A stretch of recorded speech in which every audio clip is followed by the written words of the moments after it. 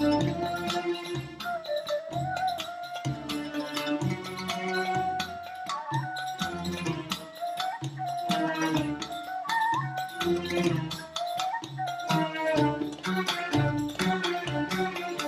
to your weekly program, Balahdan, a show with an accent for those without one.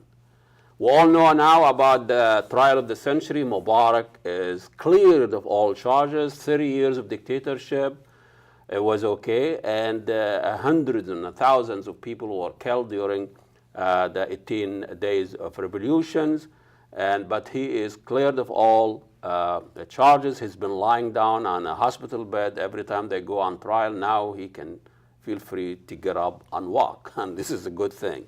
The mummy is back. I think Sisi opened the tube for the mummy return at theater near you. It's amazing how the Egyptian revolution started. Obama was asking the Egyptian to silmiya, silmiya, peaceful, peaceful. Now Obama is supporting mass murder, a dictator that is killing people that they are peaceful in the street. It's interesting that how we turn away from what's going on in Egypt. It used to be Black Friday. Now it's the whole weekend is black, and shopping, billions of dollars going to spend this week. And for those, Black Friday, that means when the retailers make it into the black. Of course, when you ask any Arab about Friday, they think of Arab Spring and revolution. Most of the revolution demonstrations started on Friday in Egypt and everywhere else. But Friday here is a shopping day. Millions of people are storming the streets, not to demonstrate, not to protest, but to support and consume. A lot of things happened in 2013, and we usually come here as a political analyst to explain things to us. Bob Meek is a political analyst, is kind enough to come here every year and tell us what is wrong with this country. Welcome to Balahdan, Bob. Not exactly, that's very strong. There's a lot of things good happened last year, but sounds like there's a resurrection going on in Egypt. It is a resurrection. The guy's been dead for a while. Mm-hmm. Now he's up there and giving people 5. I've seen his picture giving people 5 after he's released from. He looked pretty good on CNN. The guy is not going to die. He's just well been taken care of. But I don't want to jump to international right away, but I don't know what. How Obama handled Arab Spring and especially the Egyptian, because it's the biggest and whatever has most impact on our interest over there. And in the beginning, he was going with the silmiya, and asking, I remember, and I think he should learn another Arabic word for the next revolution. It's not going to be silmiya. So tell us what's the dynamic of our foreign policy or relationship with Arab Spring, especially in Egypt? Well, as Leon Panetta and former Secretary Gates both noted, the White House has been micromanaging foreign policy to their great detriment of at least the Defense Department and the military establishment. I think Obama has through this just completed election, he's pretty much now been freed. He doesn't have to run. He doesn't have to have people anymore, and I can't predict his actions, but he clearly wants to spend I think more time on trying to create some positive legacy. Domestically? Domestically and internationally. I think that's why he took the Asia trip and he did the deal with China on the global warming. I see. The problem is just that everything in the Mideast to our Western politicians, including all my friends, is intractable, and therefore flexible. Jimmy Carter is still probably the most forward U.S. politician, Yeah. and he's been quite critical of Obama That's when. after he stepped down, after his first term. Well, Obama. As a non-president. Right. That's the problem with this. Can't do it when you are a president. He's James Earl Carter. He's a saint, and Should stay away from politics. and you know, he is two-state solution and Peace with Camp David and all that. he has tried to earn his place and keep his place in history as being one of the few American politicians who is willing to criticize Israel. What a concept. Yeah. Well, there's not a lot on that That's an list. interesting concept. Well, you know, our ministry, our minister, Secretary of Defense, we don't call him minister.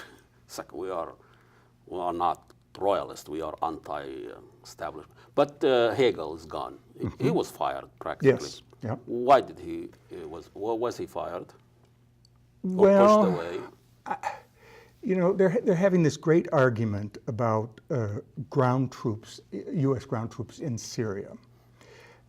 And implicit in that is a greater return of U.S. Forces management to the Iraq expedition.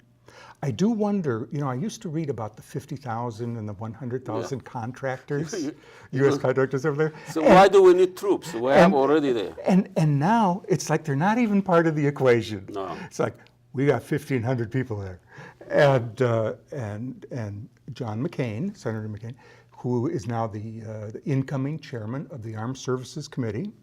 So he will not only have an opinion, he will have a decision. He will have actual impact. Some saying in this. And you know, he is just can't do this without ground troops, and we might as well just face facts. And what he wants to do with the president of Syria, I think he's had a number of positions on that, and so. But he's shifting positions. Well, he's shifting. Yeah, he's open to change. But his anyway. I'm. So we're gonna get a new one that go on the line of ground troops. I thought Obama is against ground troops. Well, at some That point. wasn't his legacy. It wasn't his legacy. His legacy is to get the troops out, not to bring them back. Correct, and they were all to be gone from Afghanistan as Yeah, well. And yeah. we just recently had the New York Times explain to us that Well, they're gonna stay. that we've now expanded our mission beyond Al Qaeda to going back to war with the Taliban. And if anyone, there is a, you know, Rand Paul. Is Good old Rand Paul. well, he's the younger, the senator, and the younger. the younger, and his position is, you know, considered isolationist among Republicans. Yeah. But it's basically that you don't fight a war unless it's approved by the Congress. That after this 90-day period, 60 real days and then 30 days notice under the War Powers Act, that you really do have to do more than just presidential war making. That the Congress has to be involved. And I think if he stays with that position, he could be a remarkable force. Not just not just in the Republican Party, but in the wider politics. Because I think that one of the messages of the November election was that voters feel they are being ignored in the system. And now I greatly celebrate gay marriage. I think it's a wonderful accomplishment. And yet, when it's implemented by courts, by appeals courts around the country, you end up with a lot of politicians in the various states, let's say Kansas and Idaho and North Carolina and South Carolina, all saying that we've got a government by fiat. And where this takes us back to is the civil rights movement. That and the other great controversy, reproductive freedom, which was given to us by Roe v. Wade, not by legislatures and not by the Congress. But these are like cultural issues, and it depends very much on how we develop as a nation, the culture. You can have all the roles in the world, but there's still, our attitude toward gay and gay marriage. This is the reality of gay people on the ground, at work. This is not going to change by laws. I think society is changing at a super pace, and it's accelerating, and therefore the kind of reaction that America had, we had it in the U.S. in 1968, when there was all this change that went on with the 64 Civil Rights Act and the 65 voting rights, and then 67 and Medicaid, and we're beginning to get more school integration, and all of a sudden, George Wallace, all of a sudden, Richard Nixon, law and order. There were enough riots in major cities that Americans, whoever that fits that role, Republicans, said, no, we're done with change. We are the party that is going to take care of change. We're going to protect you from change. And whether an American is in a workplace and being replaced by outsourcing or other technological advances, there is some audience for the Rand Paul point of view, which is slow things down. We're going to end this and take a shorter break. We have the Democratic Party, the party of change. Now we're talking about the Republican, the party of non-change, on keeping you from change. This is our patriarchal party. So let's talk about this after a break. Bob Meek, a political analyst, and we'll see you in a few seconds. Assalamu alaikum and God bless you all.